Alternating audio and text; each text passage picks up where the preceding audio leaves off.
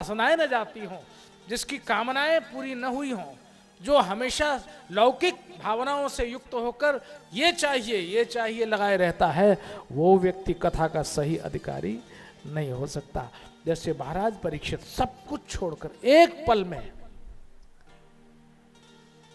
परीक्षित ने जन्मेजय को राज्य दिया। ये एक छोटा सा ही तो पॉइंट है, अगर समझ में आ जाए। और ये समझ में नहीं आता, अकल में यही बात नहीं आती है।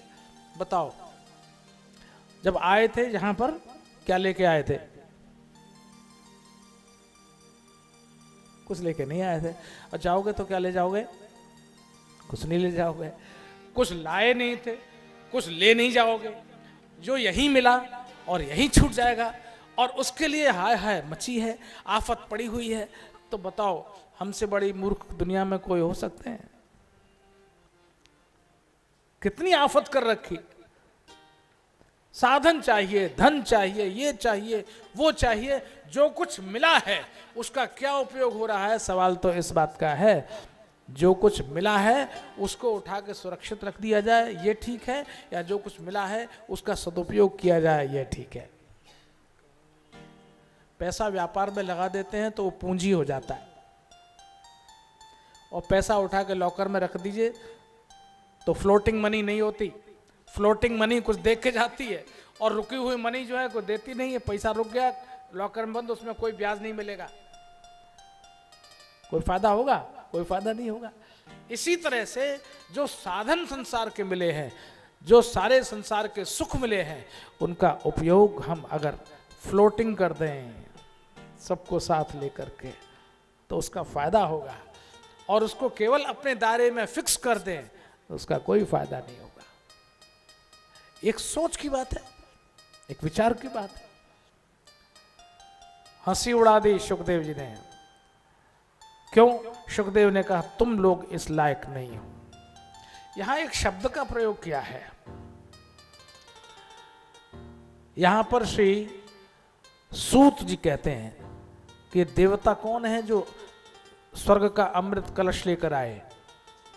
ये देवता है स्वकार्य कुशला सुराह।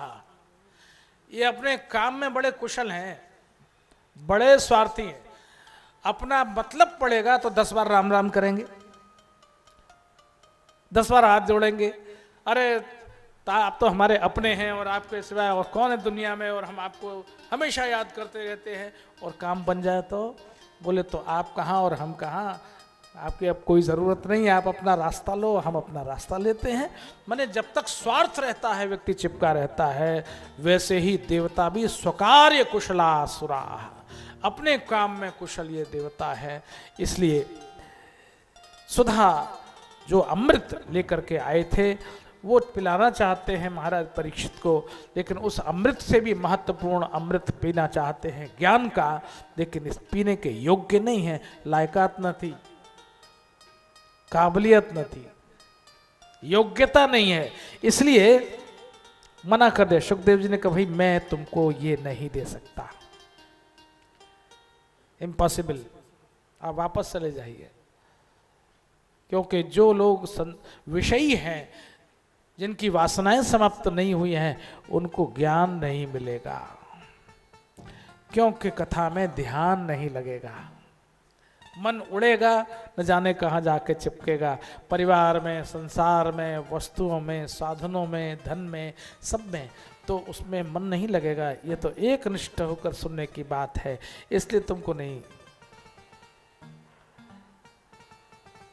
इसलिए श्री सूत जी जो कथा कह रहे हैं, जो महात्म्य बता रहे हैं, वो महात्म्य बताते हुए कहते हैं कि सुखदेव जी ने इनको नहीं दिया, कथामृत नहीं दिया, ज्ञानामृत नहीं दिया।